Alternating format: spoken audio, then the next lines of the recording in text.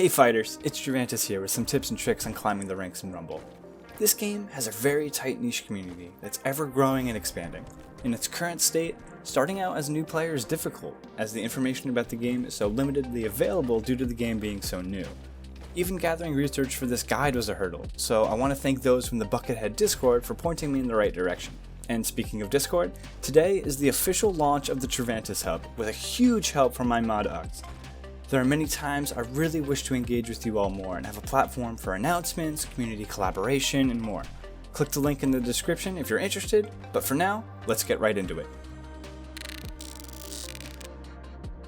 At the Pebble rank, you are limited to 3 moves: Pillar, Disc, and Straight. Before you fight players, you will first have to defeat the training robot, Howard. He can be quite challenging if you've never stepped foot in Rumble before. You will mess up new moves often, so don't feel discouraged if you lose to him, as you don't have the muscle memory yet to use moves without error. I mean, hell, messing up moves is part of the process. Against Howard, start at a medium distance and use Pillar for cover. Peek the sides of your Pillar and use Disc to get some chip damage. If you fail your discs, you can always take cover to avoid his incoming attacks. The second option is to use Pillar under your current one, then use Straight, targeting the top pillar.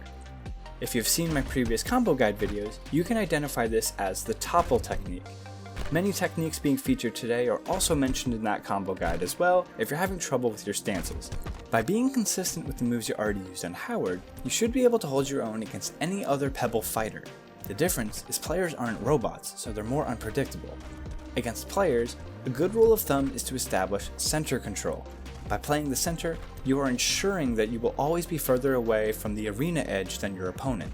At the beginning of this section, I said we were limited to 3 moves, but in reality, you actually have a 4th, sprinting. Without the higher ranked mobility moves such as jumping or dashing at your disposal yet, you need to get into the habit of using the sprint function when relocating positions. At this rank, you may also experience players using a fast disc. This is another combo that you need to practice and be consistent with, but the payoff is priceless at early ranks. By using Disc, immediately followed by Straight, you can send a disc with higher velocity. At Cobble rank, you now have access to Kick, Stomp, and Ball, which opens up key techniques such as skipping, grounded attacks, and defensive stomps that come into play. This list continues of what you have access to, but in this section, we'll focus on those. Skipping is a very annoying technique to perfect, but just like the fast disc, has great payoff. By using Straight and Kick in the same swiping motion, you can send your pillars off with extra speed and distance than a normal grounded pillar. Start practicing this move as early as possible in your Rumble career because it's a staple technique in many fighting styles. With Ball, you can use it in a variety of ways to deal moderate damage. You can use Ball Straight to send a 2 damage object towards your enemy, or Ball Stomp Straight to now have a grounded object that deals 3 damage that can pass through pillars. With Stomp, you can use it defensively against airborne structures to pin them to the ground before they hit you. You can also follow up with a Straight to counterattack using their own object. Next up, we have Boulder. Sounds to me like you're scared, Boulder. At this rank, you now have access to Wall, Jump, and Uppercut, which combo nicely with your current kit. Wall is an essential tool for later belts, as it's the most powerful structure in the game. A grounded wall is the safest structure to be behind, so use it to catch your breath if you need a moment to recollect yourself. Once you get consistent using Wall, you can now switch off using Pillar for your skipping and focus on the wall for extra priority. Jump is your first mobility move aside from sprinting. At your current belt, you are limited to Jump's capabilities, so we're going to postpone using that until later. I will be the first to admit that my uppercut gameplay isn't as clean as many other black belts you may see. A very important tech to learn though is to launch pillars using Uppercut and Straight for more variety and pressure. There are a ton of techniques that Uppercut gives you access to, so I recommend experimenting and diving into good uppercut gameplay if you are interested. The Tor rank is where this fighting style shines. Dash and Cube are very valuable tools that we can now access as the fast-paced gameplay can begin. Dash is very easy to master once you practice for a few minutes, though make sure you perform it efficiently. What do I mean by that? Well, let me explain. What seems like the intended purpose of dash is to alternate pumping arms, almost simulating a train with smooth movements that almost come natural. But by switching the movements to a stationary arm at your side with one pumping arm, you are already saving 50% of your energy opposed to double pumping.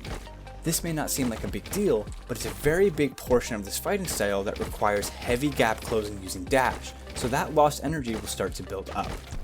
Early center control is now something we can extend by sacrificing time needed to summon and focus on matrix pushing. This is when you quickly push by zigzag dashing towards your enemy with sporadic movements to dodge any stray discs or other incoming attacks. Once you are in their face, the cube or wall comes into play for aerials. The second option is to play very intrusive and focus on disruption by snap countering any enemy summons before they have a chance to respond to their own structures. This can also be used to cancel your dash early and ricochet your body for more sporadic movements if you don't attack head on. The goal of this push is to bait your opponent into jumping, which leaves them vulnerable. By chasing them with dash, you can get an easy hit when they're about to land. Note that during this belt, jumps are a lot more viable due to their momentum you receive from dashing. If you need a last resort, dash, then jump to reset center control. So you've reached the big leagues, and it's your final step towards the black belt. Parry and right hold are amazing tools that we can use for this fighting style. Against Howard, activate an appropriate difficulty for your skill, and practice consistently with parrying his disc and boulder attacks. You can then follow that parry with a straight to become comfortable with countering pressure. With right hold, you now have the ability to grab objects in the air and maneuver them. Oftentimes you will use kick into right hold to move idle objects out of your way, as a big part of this fighting style depends on stray structures being behind you and having a clear ground between you and your opponent for your matrix pushes.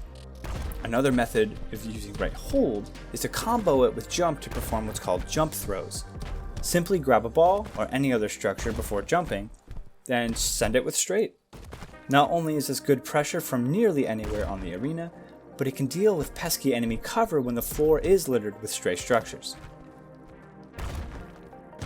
So you now have your new shiny black belt, feeling like a god. But what's the point of wearing it if you don't know how to use it? Explode and Flick are the moves you will learn in this belt, though Flick will be underutilized for the majority of fights. But if you want to see some cool things you can do with Flick, click on the combo guide. But Explode is wonderful. Explode ungrounds all structures that it comes in contact with and sends them flying with extra knockback. Pairing this with a jump throw makes for devastating long-range attacks that disrupt cover.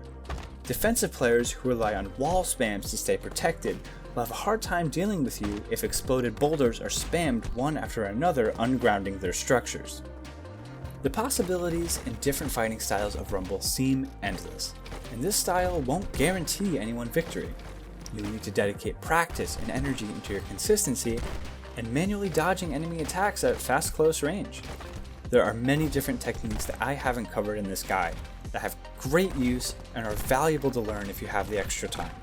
The fact that you are already dedicated to becoming a better Rumble player means that you absolutely have what it takes for making amazing plays and getting big green circles on your scoreboard.